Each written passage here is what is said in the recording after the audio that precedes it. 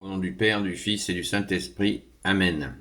La paix de Jésus soit dans votre maison, sa paix et sa joie. Alléluia. Eh bien,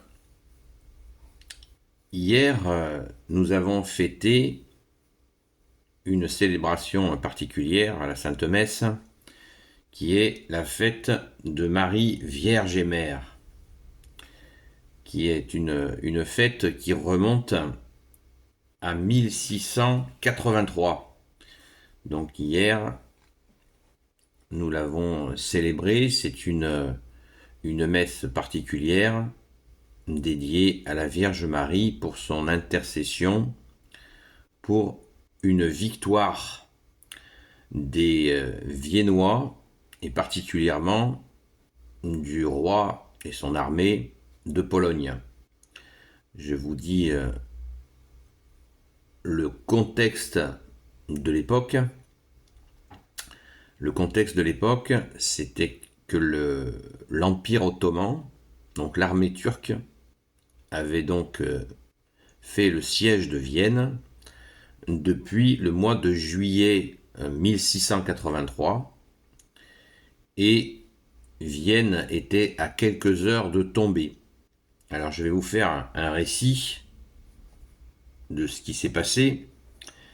Donc les Viennois étaient ceinturés par une armée de plus de 140 000 hommes, une armée turque, et il y a un saint homme qui s'appelle Marco d'Aviano, qui est un saint, qui a été béatifié, et qui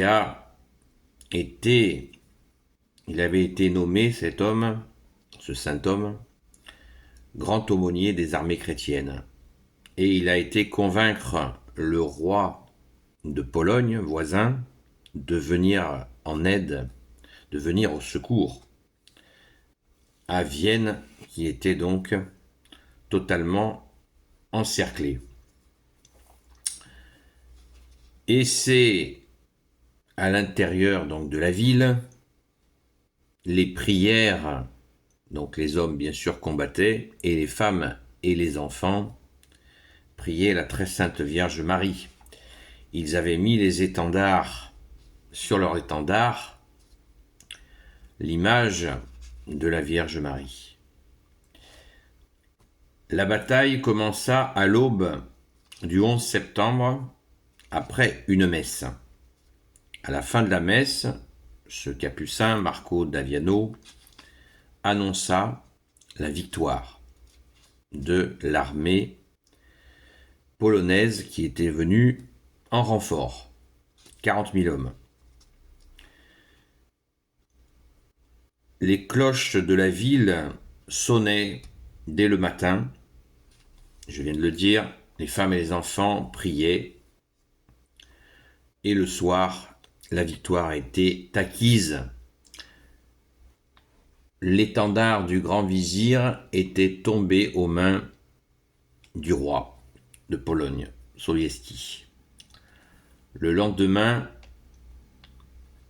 il fit son entrée triomphale dans la ville, ce roi de Pologne, et il assista à une messe où donc, pour faire célébrer un Te Deum, qui est une action de grâce, je vous le lis de temps en temps, en l'église, à l'intérieur de la ville de Vienne, en l'église de la Vierge de Lorette, à laquelle il attribua la victoire. C'est-à-dire que ce roi avait l'humilité et emporté la victoire, et pourtant il la dédie à la Vierge Marie.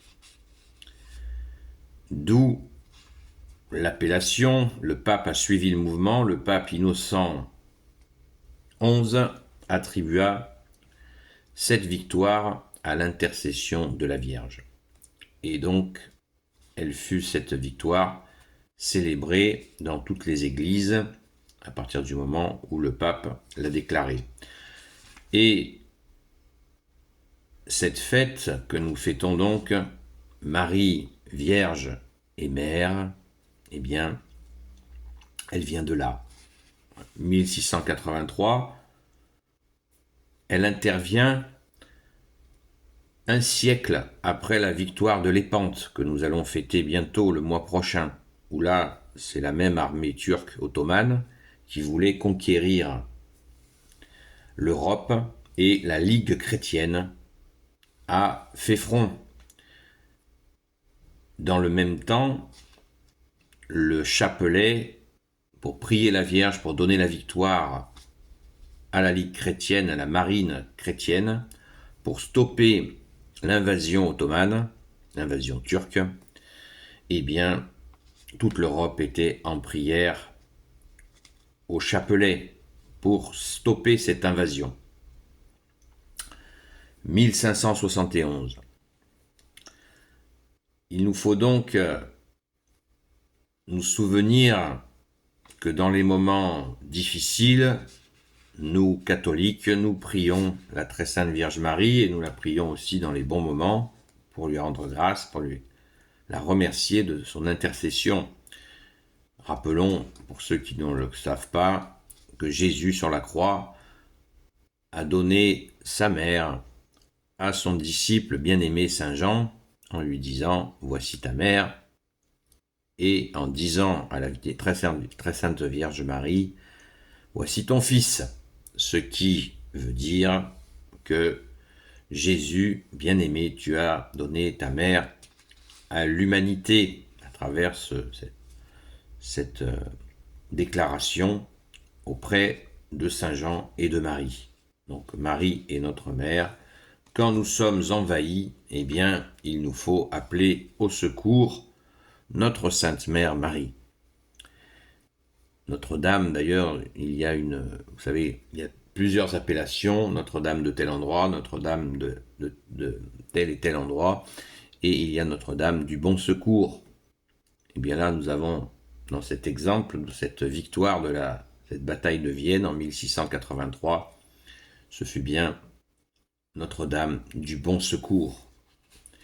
Et ce saint Marco d'Aviano était un Italien, un capucin italien, et qui était un très très grand mystique de l'époque, extrêmement reconnu. Voilà le pourquoi du comment nous avons fêté hier Marie, Vierge et Mère dans la Sainte Église catholique. Donc, gardons nos chapelets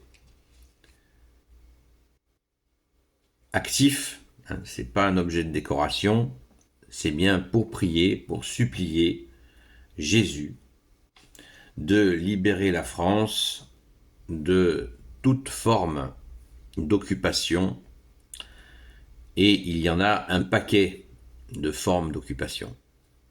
Je ne vais pas en faire la liste maintenant, ce serait trop long. Je pense que chacun en est conscient, à des degrés divers, mais il nous faut prier sans cesse pour demander la libération de la France par Jésus, notre seul sauveur. Amen. Et par l'intercession de la Vierge Marie, bien entendu, supplions notre Mère d'intercéder pour libérer la France. Et le peuple franc qui dort, et il se réveille, c'est en cours. C'est en cours. Merci Jésus de libérer ta fille aînée de l'Église. Peuple franc veut dire peuple libre. Merci Jésus. Et pardon Jésus pour l'apostasie. Béni soit le Père, le Fils et le Saint-Esprit. Amen. Ô Jésus, toi qui peux tout et qui portes tout, je te confie toutes celles et ceux qui regarderont cette vidéo, ainsi que leurs proches, selon ta sainte volonté, ô Jésus.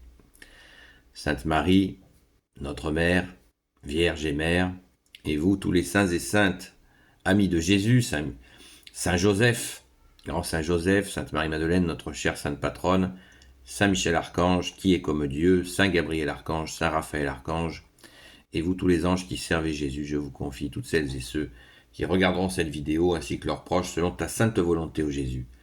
La paix de Jésus soit dans votre maison, et je vous dis à très vite.